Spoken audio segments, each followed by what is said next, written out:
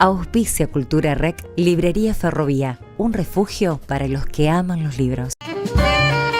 AG, más de 15 años ofreciendo un espacio para el arte que nuestra ciudad merece.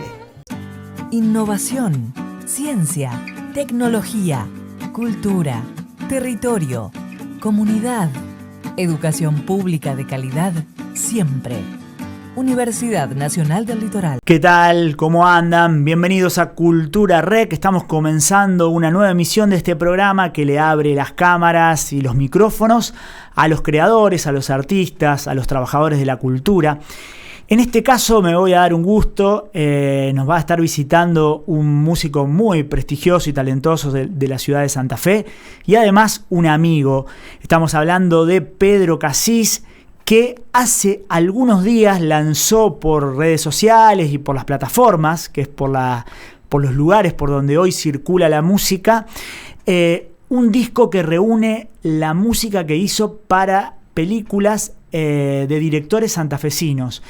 La verdad es que es una joyita, es una propuesta artística que merece difusión y que además guarda un montón de historias que están vinculadas a estas películas que fueron importantes en distintos momentos del cine de la ciudad de Santa Fe.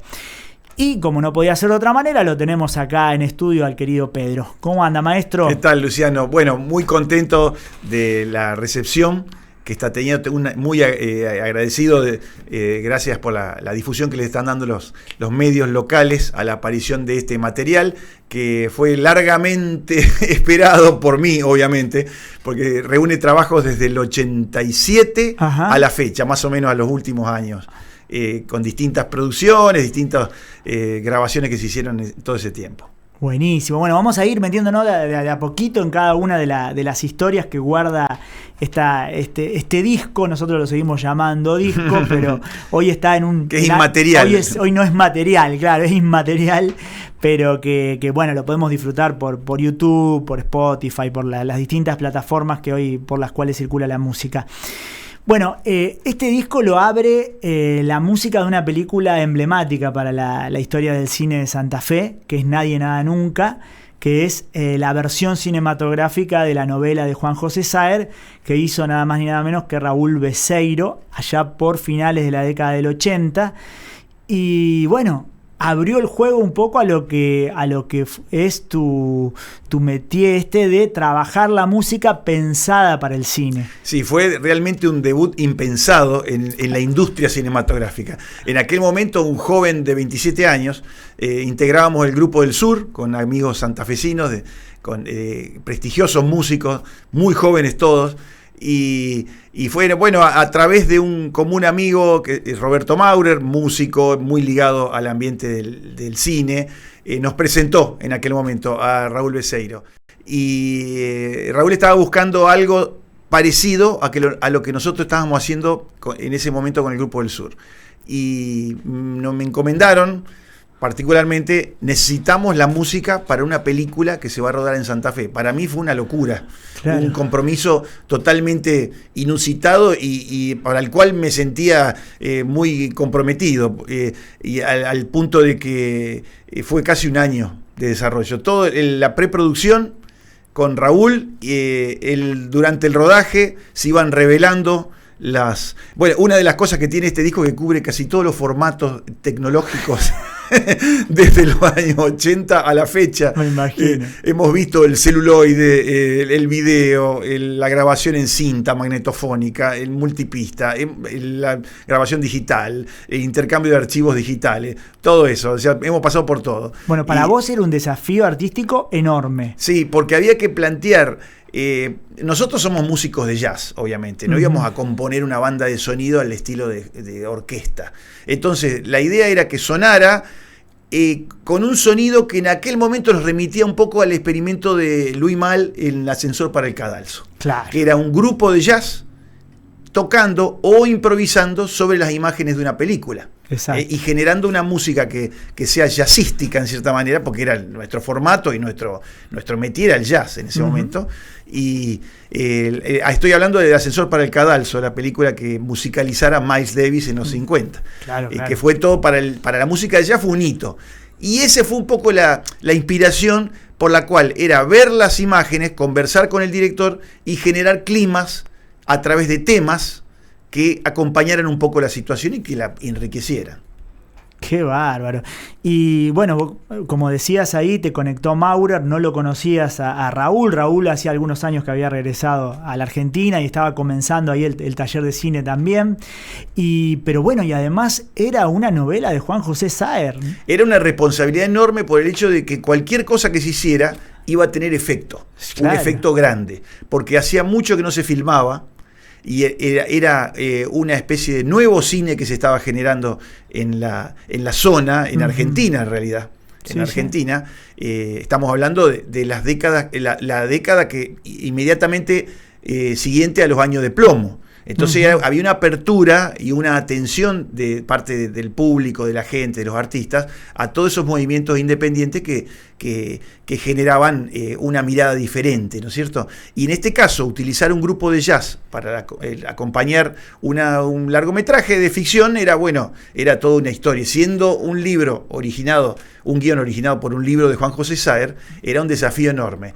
Por suerte, como músico, conté con la absoluta libertad para trabajar de parte de Raúl Beseiro, en el sentido de que las reuniones eran periódicas, mirábamos las escenas, conversábamos acerca del efecto que tenía que producir la música, claro. Y de ahí yo me iba a trabajar a mi casa.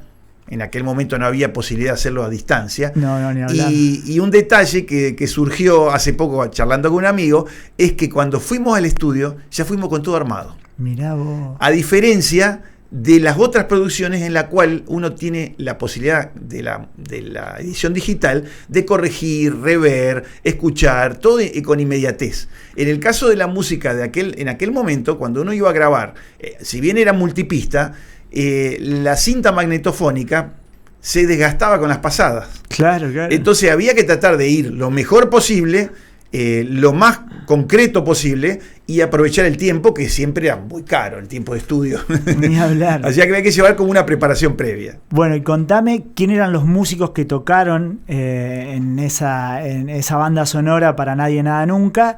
¿Y en dónde se registró eso? Bueno, esto se registró en el estudio de Santa Fe Recording, que es uno de los ejes que une toda la producción del disco, del álbum, claro. De Miradas, porque es el lugar en Santa Fe que hemos elegido siempre como referencia para producciones de este tipo, ¿no es cierto? Por la tecnología, por la buena onda de Adrián Forni, que es su director artístico, productor y técnico, junto con Claudio Palermo y otros tantos que han pasado por el estudio, pero esa comodidad que tenemos en ese estudio siempre fue muy importante. Y los músicos eran los entrañables amigos del Grupo del Sur, Víctor Malvicino en saxo, Armando Gracini en piano, Carlos Turco en percusión y nuestro queridísimo Miguel de Martín en batería, que bueno, se nos fue de gira hace unos cuantos años y que escuchando ahora las reversiones, escuchando un poco la grabación de aquel momento, me trae enormes recuerdos que me reflotan el momento de la grabación, de la espontaneidad, de la furia juvenil por investigar y probar cosas, y me recuerdo como si fuera ayer. Qué bárbaro, qué historia maravillosa.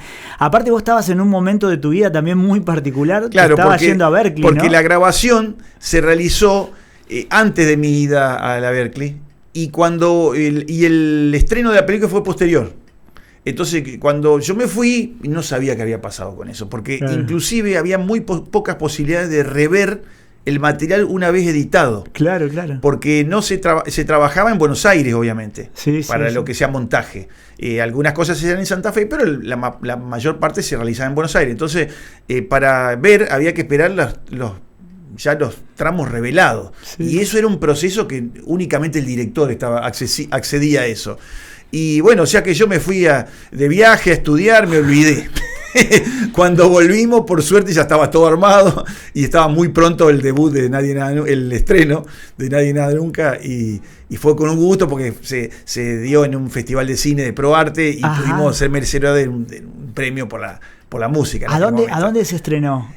¿Dónde tenía el ProArte en ese momento? No, en aquel momento ProArte era un festival itinerante. Sí. En ese año se hizo en Santa Fe. Ajá. Y creo que fue en el Centro Cultural, sin mal no recuerdo. Mirá. O en alguna sala grande de acá de Santa Fe, que fue la sede de ese festival. Lo imagino como un acontecimiento. Fue una bomba. Y cuando se presentaron películas en aquel momento, Nadie Nada Nunca era como una ópera prima. Sí, claro. Entonces recibió también una consideración por montaje, por ópera prima, por música. En aquel momento, tuvimos ese gustazo. Qué bueno, qué historia maravillosa. Pero bueno, la historia no quedó ahí en los finales de los 80 con el maestro Beseiro, sino que hubo ahí otros directores que también te propusieron y te sedujeron, digamos, para tener tu música dentro de otra película. Sí, Raúl reincidió. Sí. Posteriormente hizo otras producciones, sí. Una de ellas Miradas sobre Santa Fe y otra Rafaela, en la cual volvimos a interactuar. Con un resultado del cual estamos contentos ambos, obviamente, y con más o menos distintos grupos. En general, el grupo más o menos era el mismo, los músicos, y que fue mutando un poco según las generaciones, obviamente, porque estamos hablando casi de 35 años. Obvio, claro. Entonces había recambios obligados en la formación. Y ya las últimas versiones ya fue con un núcleo de personas sesionistas, que eran de mi total confianza, que yo convoqué para poder seguir trabajando. Y ese último tramo se lo dedico a Ciudad de Sombras, que es la película que rodó Grupo de Cine hace 10 años más o menos. Y poco más me parece. Sí, no, más o menos 10 años. 10 años, 11 mirá. Años por ahí. Mirá. Y que eran 4 historias dirigidas por 4 directores que estaban como encadenados en una especie de cuento.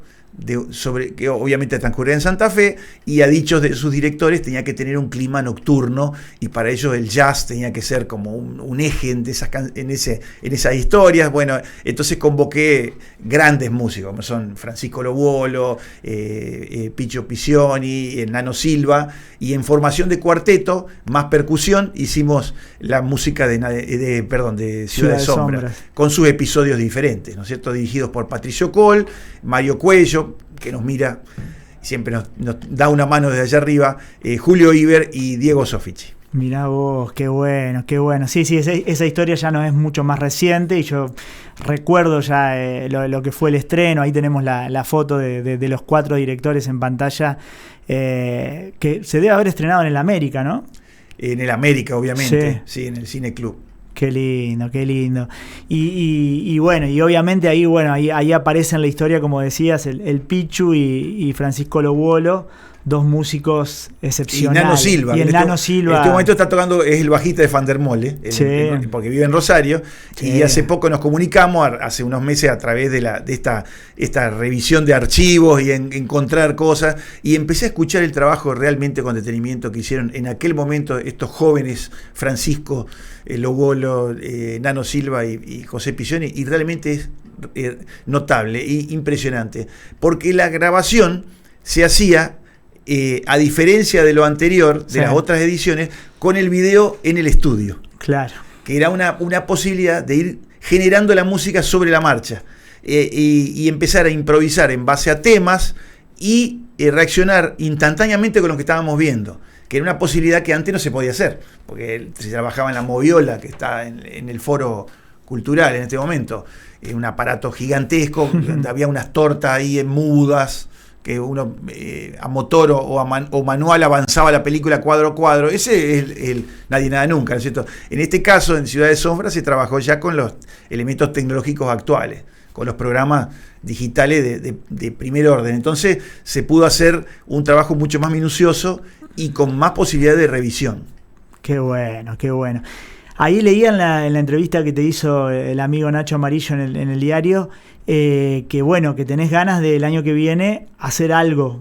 Sí, la presentación. Hacer alguna presentación. Sí, la presentación del álbum va a ser el año que viene por distintos motivos. Ahora, bueno, Santa Fe entra como una especie de letargo, entonces una cosa de esta quisiéramos hacerla ya en temporada invernal. En diciembre no se puede hacer. Claro, no, enero, febrero, Santa Fe. Menos. Entonces lo vamos a hacer el año que viene. Y también lo que necesitamos es un tiempo de preproducción, porque la idea que comparto con los directores es generar un evento, una performance que le haga justicia al hecho que esa música no es solamente un concierto, es una música que se generó y se produjo para un evento audiovisual. Entonces, ver la manera, estamos ideando ahí, sobre todo con Diego Sofici, que es otra de las cabezas calenturientas en la producción, generando elementos tecnológicos, obviamente, que acompañen y que complementen la presentación del álbum. Qué bueno, qué bueno. Entonces va a ser evidentemente una performance donde la tecnología va a tener un gran papel, porque tanto el cine como la música están mediados por la tecnología, obviamente. Obvio, y claro. Cada vez más. Entonces trataremos de poder interactuar con esas dos disciplinas. Qué bueno, qué bueno, qué bueno. Y los pusiste a laburar a los muchachos.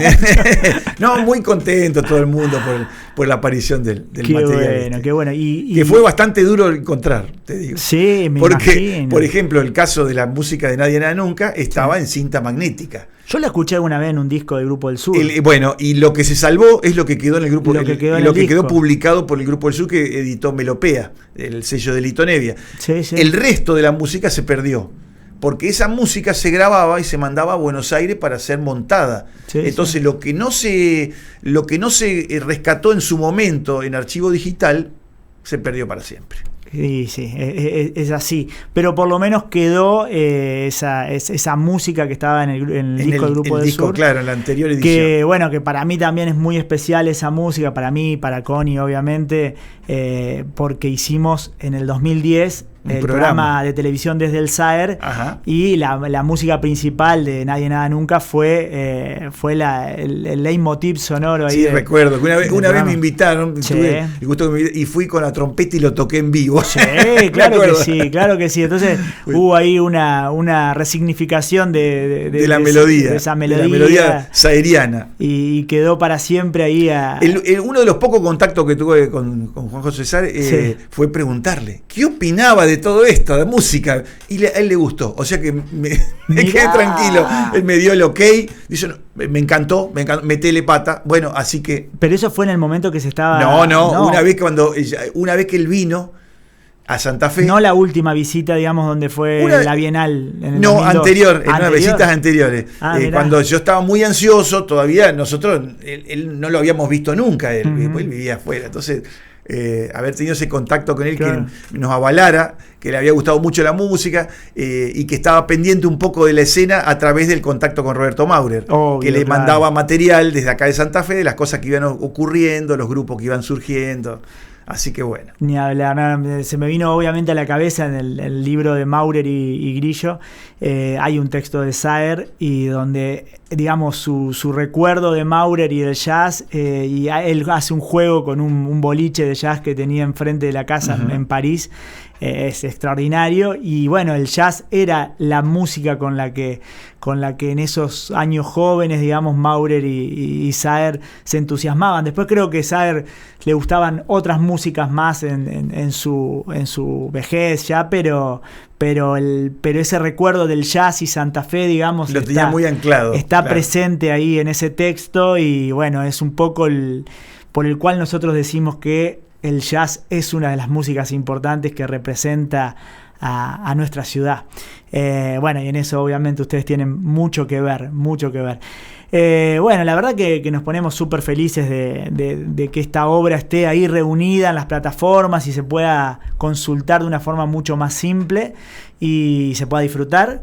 Y bueno, y esperamos lo que pueda ocurrir. Ese gran concierto, esa performance. Pero ya vi ahí en el diario que estuviste hablando con la gente del Centro Cultural Provincial, sí. Digamos. Entonces muy buena recepción. Ya hay aliados. Sí, ya tenemos bastante cubierto algunos aspectos, y lo importante es, mi idea es volver a reunir a los músicos en un evento que realmente justifique esa interacción entre la música y la imagen y el relato cinematográfico. Buenísimo, buenísimo. Y me imagino que obviamente que si hay algún director ahí interesado, todavía tenés ganas de seguir escribiendo música. Obviamente, ¿no? Eso una cosa siempre que hablamos en algún momento con los directores, sí, era si había que hacer temas o había que hacer música incidental, o sea, música de acompañamiento de la escena. Uh-huh. Y de común acuerdo, obviamente lo más fácil es hacer música que acompañe la escena, pero si hubiera temas con nombres de los personajes, era más atractivo para mí como músico, como compositor,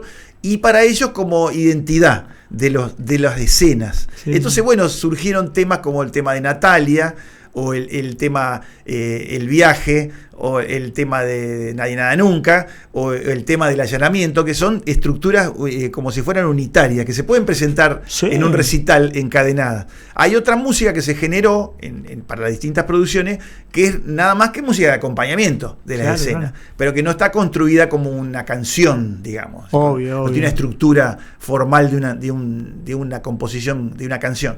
Pero entonces, ese compromiso a nosotros, a mí particularmente, me dejó en mi carpeta esos temas de distintas películas que cada uno tiene una significación especial. No, ni hablar. Pero digo que, bueno, obviamente tenemos hoy una camada de directores jóvenes y, bueno, ahora están un poco complicados, obviamente, por razones obvias que todos conocemos, pero siempre hay un movimiento muy fuerte del cine en la ciudad de Santa Fe. Lo que es increíble es la tecnología, cómo abarató todo. Sí. Lo que era antes una producción de esa, era una cosa que uno hacía en la vida. No, ni hablar. A los músicos nos pasaba lo mismo con el estudio de grabación. Cuando íbamos al estudio de grabación era como que empeñábamos el auto, el instrumento, y veíamos qué salía de ahí. Porque no había una industria discográfica pujante, sobre todo en el interior del país. No, ni hablar. Y eso actualmente está llevado a un estudio hogareño, donde se pueden hacer cosas de primerísimo nivel, con la misma tecnología, con los mismos software, digamos, en el cual vos podés mezclar, editar, masterizar, y bueno, se ha hecho mucho más accesible ese acceso a la producción artística. Seguro. Por eso digo, insisto, si hay algún director ahí escuchando, Pedro está ahí, está con tiempo ahora que llame ya. Que lo han relevado de algunas responsabilidades que tenía institucionales. Claro. Así que está con tiempo para escribir ahí y para pensar, y muy activo como siempre. Pedro, querido, gracias por la visita, gracias por la música, gracias por pensar, digamos, en este trabajo, porque a los melómanos nos encanta y está bueno ahí tenerlo muy, muy a mano como se puede ahora con las plataformas. Bueno, te agradezco mucho, Luciano. Siempre el programa está como marcando un rumbo dentro de lo que es la cultura del medio, y sobre todo en la internet ya no tiene límites. He sabido que algunos de tus programas han batido récord de visualizaciones y en YouTube, y así que adelante con el emprendimiento, y muchas gracias por la invitación. Bueno, gracias a vos, Pedro.